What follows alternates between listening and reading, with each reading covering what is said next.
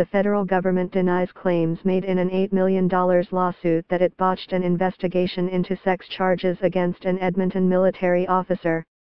A statement of defense was filed Tuesday by the Department of Justice in response to a statement of claim made by Lieutenant Col.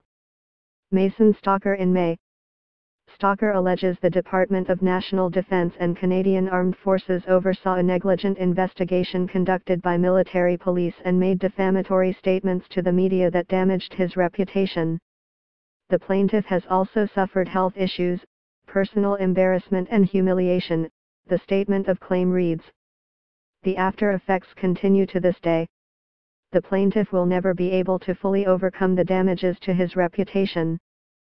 In July 2015, military police laid 10 charges against Stocker, including 3 counts of sexual assault, 4 counts of sexual exploitation and 1 count each of sexual interference, invitation to sexual touching and breach of trust by a public officer.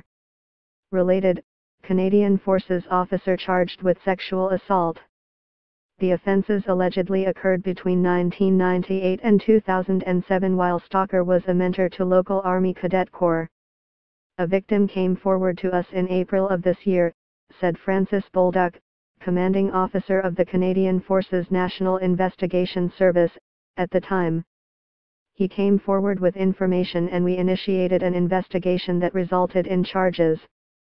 In November 2016, the Alberta Crown withdrew the charges. At the time, an Alberta Justice spokesperson said the Crown concluded that there was no longer a reasonable likelihood of conviction. Read more, Alberta Crown withdraws sex crime charges against high-ranking military officer. Mr. Stocker has been wrongly accused and certainly wrongly treated when his reputation and his life was turned upside down overnight, said Michelle Drapeau, Stocker's lawyer. And in the final analysis, he has done nothing wrong, absolutely nothing wrong. The lawsuit alleges the military police interviewed an insufficient number of witnesses, grossly overcharged Stocker and failed to scrutinize evidence that it claims showed inaccuracies and contradictions on the part of the complainant. It claims witnesses were interrogated and asked leading questions with a view to achieving investigators' desired narrative. It also alleges the military police did not thoroughly investigate the complainant himself. During his interview, the complainant indicated he had Googled the plaintiff and was upset at how successful the plaintiff was. The Canadian Forces National Investigation Service did not consider this as a warning sign of jealousy or other ulterior motives, the statement of claim reads.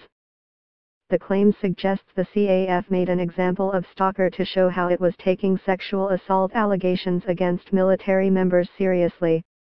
The very few witnesses interviewed pre-arrest saw nothing unusual and provided no corroboration to the complainant's false and malicious allegations, the claim reads. This demonstrates a campaign by the defendant to showcase the plaintiff's arrest to the public, which we allege likely occurred in order to diminish negative headlines that followed the Deschamps report.